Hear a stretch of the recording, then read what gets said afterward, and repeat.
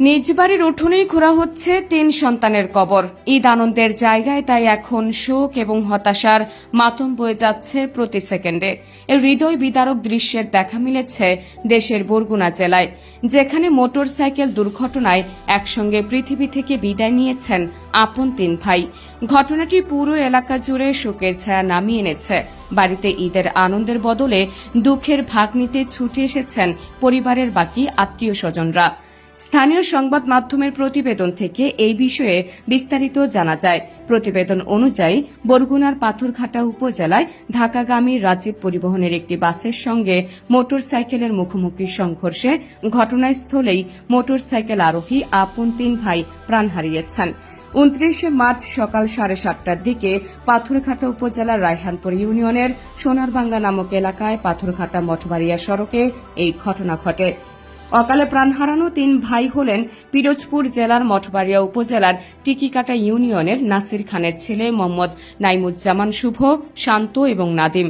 জানা যায়, দুর্ঘটনার দিন সকালে পাথরঘাটা থেকে রাজীব পরিবহনের একটি বাস ঢাকার উদ্দেশ্যে রওনা হয়। পরে পাথরঘাটা মঠবাড়িয়া সড়কের রায়হানপুর ইউনিয়নের সোনার বাংলা নামক এলাকায় পৌঁছালে বিপরীত দিক থেকে আসা একটি মোটরসাইকেলের সঙ্গে মুখোমুখি সংঘর্ষ হয়। এতে মোটরসাইকেলে থাকা ৩ ভাই ঘটনাস্থলেই প্রাণ হারান। পরে স্থানীয়দের মাধ্যমে খবর পেয়ে ঘটনাস্থলে পৌঁছে প্রয়াতদের নিথর দেহ উদ্ধার করে পুলিশ। ৩ ভাই মোটরসাইকেলে পাথরঘাটার কেরাতপুরের উদ্দেশ্যে যাচ্ছিলেন। তবে এসবের মাঝে আরও জানা যায়, পরিবারটি এই প্রথম শোকের ছায়ার মাঝে পড়েনি। ৩ বছর আগে তাদের আরও এক ভাই পানিতে ডুবে প্রাণ হারিয়েছিল। অর্থাৎ পরিবারটির অভাগী মায়ের ৪ ছেলের কেউই আর পৃথিবীতে জীবিত রইলেন না, যা তাকে শোকে আরও দিশেহারা করে ফেলেছে। স্থানীয় সূত্রের বরাতে সংবাদ মাধ্যম জানায়, ছেলেদের নিথর দেহ দেখে হৃদয় বিদারক কান্না শুরু করেন মা। আত্মীয়দের অনেকেই তাকে শান্ত করার চেষ্টা করলেও মায়ের শোক সবার কথাকে ছাড়িয়ে যায়। মূলত পরিবারের সাথে আসন্ন ঈদের আনন্দ ভাগাভাগি করে নিতেই ঢাকা থেকে ৩ ভাইয়ের ফেরত আসেন। প্রয়াতদের মধ্যে বড় ভাই শুভ ঢাকায় চাকরি করে পরিবারের খরচ বহন করতেন। এছাড়া ছোট 2 ভাই শান্ত এবং নাদিম পড়াশোনা করতেন। এরপর ভোরে শুভ 2 ছোট ভাইকে নিয়ে বেরিয়ে পড়েন ঈদ উপহার কিনে দেওয়ার জন্য।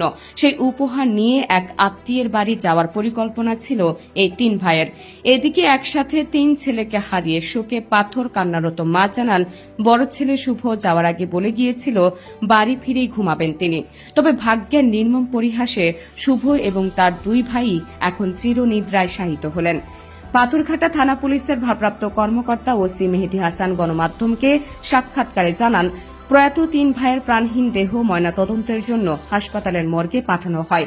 একই সাথে ঘাতক রাজীব পরিবহনের বাসটিকে জব্দ করে সড়ক পরিবহন আইনের মামলায় দায়ের করা হবে বলেও আশ্বস্ত করেন তিনি। এই দুর্ঘটনা নিয়ে আইনানুগত ব্যবস্থা প্রক্রিয়াধীন থাকলেও এলাকাবাসীর মাঝে ক্ষোভ এখনও তীব্র। সবার প্রশাসনের কাছে একটাই দাবি, দ্রুত অভিযুক্তদের গ্রেপ্তার করে আইনের আওতায় নিয়ে এসে বিচার করতে হবে। একই সাথে ঘাতক বাসের কোম্পানির সকল কার্যক্রম বন্ধের জন্য দাবি জানিয়েছেন অনেকে।